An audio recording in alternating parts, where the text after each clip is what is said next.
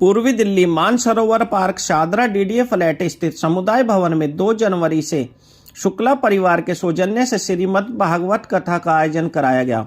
श्रीमद् भागवत कथा वाचन सुप्रसिद्ध कथावाचक श्री अंकुश तिवारी जी महाराज ने बड़े ही भक्ति भाव से किया। श्रीमद् भागवत कथा प्रतिदिन 2 जनवरी से 8 जनवरी दोपहर 3 से 7 बजे तक सुनाई जाएगी। 9 जनवरी को प्रसाद रूपी भंडारे का आयोजन रहेगा। इस अवसर पर शुक्ला परिवार सदस्य श्रीमती रजनी शुक्ला, धर्मपत्नी स्वर्गीय श्री ब्रज शुक्ल घायल, डॉक्टर परवीन शुक्ल सहित क्षेत्र के गणमान्य लोग एवं श्रीमद् भागवत कथा प्रेमी मौजूद रहे। कोई भी आध्यात्मिक कार्य करें, उतनी देर प्रयास करें कि आप एक ही आसन पर बैठकर करें। हाँ, एक आसन। 2 संग हैं, सत्संग और सत्संग। अच्छा, दोनों में अंतर क्या है? सत्संग में होते तो भले लोग हैं और सत्संग में बुरे लोग होते हैं, पर एक अंतर है दोनों में। क्या? जो भले लोग होते हैं उनमें एकता की कमी होती है।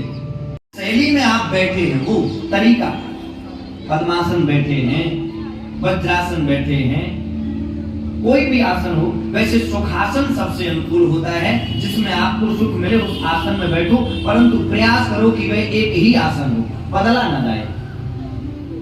पहला कार्य, आसन को बार बार नहीं बदलना है। जब भी पूजा पाठ करें 7 दिन में आपका भी कल्याण हो जाएगा। जब भी पूजा पाठ करें तो आसन बार बार न बदलें। जितासनो जितश्वासो, प्राणायाम प्रतिदिन करें और बार बार श्वास को जल्दी जल्दी न लेवें, श्वास का संचय करें। क्योंकि यदि आप श्वास को जल्दी जल्दी लेते हैं तो उसमें आपकी आयु कम होती है। क्योंकि जितना आप श्वास को बचाकर रखेंगे उतना ही आपकी आयु का संचय होगा। आपने एक जानवर देखा होगा, कुत्ता, वो जीभ निकाल करके जल्दी जल्दी श्वास लेता है। आपको आयु भी पता हो कि बहुत अधिक आयु नहीं होती है। क्यों? क्योंकि वह अपनी श्वास का संचय नहीं करता, वो तो लेता जाता।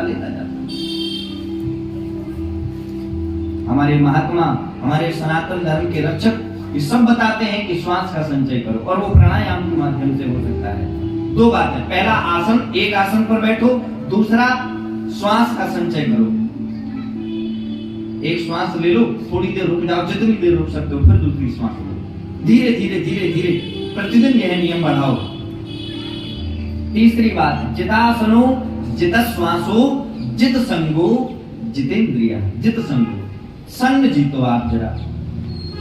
अच्छा, संग कितने प्रकार के होते हैं? संग होते हैं 2 प्रकार के। एक होता है सत्संग और एक होता है सठसंग। उसी के चक्कर में जो बैठे उन्हें भूल के और देखेंगे। अच्छा, अब ये तो भले लोगों की बात हो गई। अब बुरे लोगों की, ये 4 लोग थे, 2 कुर्सी थी, एक दूसरे में अंदर बेमनुष्यता हो गई। और अब बुरे लोग, आप 45 वो पीने वाले, चिलम पीने वाले। ये जो आयोजन चल रहा है, इसका विचार मेरी धर्मपत्नी संजना के मन में आया था। 1 फरवरी 2023 को हमारे विवाह की 25 वर्ष पूर्ण हो रहे हैं। तो संजना ने कहा कि मैं चाहती हूँ कि हमारे विवाह की रजत जयंती पर श्रीमद् भागवत का आयोजन हो। और मुझे खुशी इस बात की है कि जितने भी लोग इस कथा को सुनने आ रहे हैं, आज 4था दिन है, उनका कहना है कि हमारे क्षेत्र में ऐसी सुमधुर, इतनी रसपूर्ण भागवत कथा कभी पहले नहीं हुई। तो ईश्वर ने ये मौका मुझे दिया और हमारे परिवार को, आदेश जी को, मौसा जी, जगत प्रकाश जी को, मेरे चाचा जी यहाँ उपस्थित हैं, हमारे परिवार को ये अवसर मिला। इसके लिए ये बांके बिहारी की कृपा है और मैं उनका आभार व्यक्त करता हूँ। श्रीमद् भागवत कथा का जो आयोजन है वो प्रवीण शुक्ल की 25वीं शादी की वर्षगांठ के उपलक्ष्य में किया गया है और हम उसके लिए दिल से हार्दिक शुभकामनाएं देते हैं। कुलदीप शर्मा, और मैं कथा का श्रवण करने के लिए पिलखवा से, गाजियाबाद से आया हूँ। और कथा का आयोजन श्री प्रवीण शुक्ल जी एवं उनकी पत्नी संजना शुक्ला के द्वारा किया गया है। इसमें अंकुश जी महाराज जी के द्वारा संगीत में कथा का आयोजन बहुत ही सुंदर तरीके से हो रहा है। और आपकी जानकारी के लिए मैं बता देता हूँ, इसका प्रसारण लाइव प्रसारण आस्था चैनल पर और YouTube पर भी अंकुश जी महाराज जी चैनल के माध्यम से लाइव हो रहा है। तो मेरा आप सभी से अनुरोध है कि आप इस पे जाकर के कथा का आनंद, अगर यहाँ ना आ सकें किसी कारण से, तो आप अपने घर पर भी इसका आनंद ले सकते हैं। और कथा का जो आयोजन हुआ है, इस आयोजन में क्षेत्र का बड़ा सहयोग है और बड़े ही इस वक्त गैदरिंग को देखा जाए तो काफ़ी गैदरिंग इस वक्त भीड़ इतनी हो चुकी है कि पंडाल में इस वक्त पैर रखने के लिए भी जगह नहीं है। तो मैं आयोजकों का इस बारे में बहुत बहुत धन्यवाद करता हूँ। राधे राधे।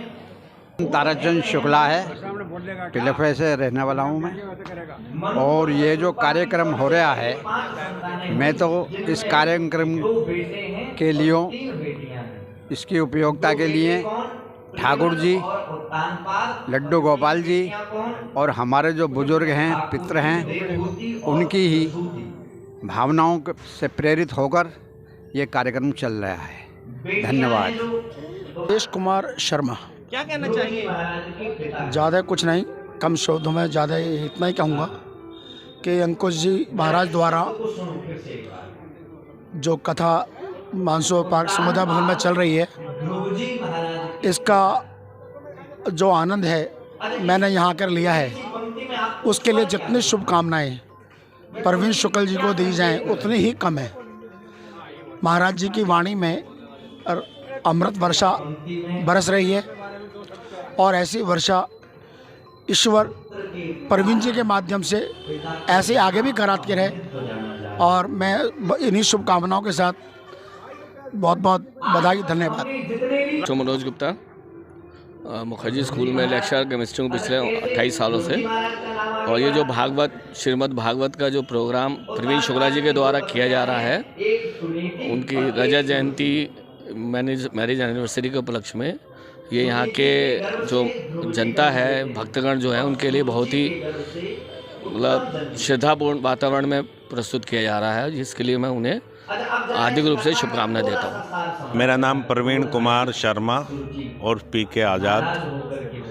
और आज यहाँ मैं सबसे पहले तो जोशीला टाइम्स के सभी श्रोताओं और दर्शकों को प्रणाम करता हूँ, उनका अभिनंदन करता हूँ। आज शाहदरा के इस मानसरोवर पार्क में कम्युनिटी सेंटर में बहुत ही भव्य और पावन कार्यक्रम, ये श्रीमद् भागवत गीता का पाठ यहाँ अंकुश जी महाराज जी के द्वारा किया जा रहा है और बड़ा रस यहाँ बरस रहा है और सैकड़ों लोग जिसे सुनने आ रहे हैं। भक्तिमय वातावरण में, भक्ति रस में सराबोर हो रहे हैं सब। और इसका सीधा असर होता है हमारे लाइफ स्टाइल पर, हमारे जीवन को जीने की कला ही मैं मानता हूँ कि हमारे धर्मों में, हमारे वेदों में, हमारे शास्त्रों में छुपी हुई है। और जो इस तरह से धार्मिक गुरु हमारा मार्गदर्शन करते हैं तो हमें वो रास्ता मिलता है कि हमें जीवन को कैसे जीना चाहिए।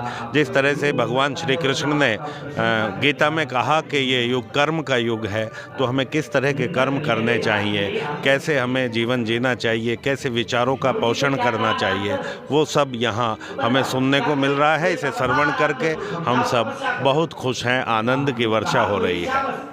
भक्तों को क्या संदेश देना चाहिए? विभिन्न संदेश यहाँ कथा के माध्यम से महाराज जी के द्वारा भक्तों को दिए जा रहे हैं। जैसे और प्रतिदिन एक संकल्प महाराज जी करवा रहे हैं। प्रथम दिन उन्होंने एक संकल्प कराया था कि हमेशा भोजन उतना ही लीजिए जितना आप खा सकें, भोजन को व्यर्थ नहीं गंवाइए। उसके बाद दूसरा संकल्प मैंने सुना, उन्होंने जल संरक्षण के बारे में बताया कि हमें पानी जो हम पीते हैं, जल ही जीवन है और इस जीवन को बचाने के लिए जल को बचाना, जल को सुरक्षित रखना, संरक्षित रखना बहुत आवश्यक है। इसी तरह से प्रतिदिन वो एक संकल्प हम सब भक्त लोगों से कराते हैं। बहुत बहुत आभार आदरणीय योगेश कौशिक जी का, जोशीला टाइम्स का, कि आप आए और आपने इस धार्मिक कार्यक्रम को कवर किया, और सभी दर्शकों का भी और श्रोताओं का भी पुनः एक बार बहुत बहुत अभिनंदन। जय श्री राधे।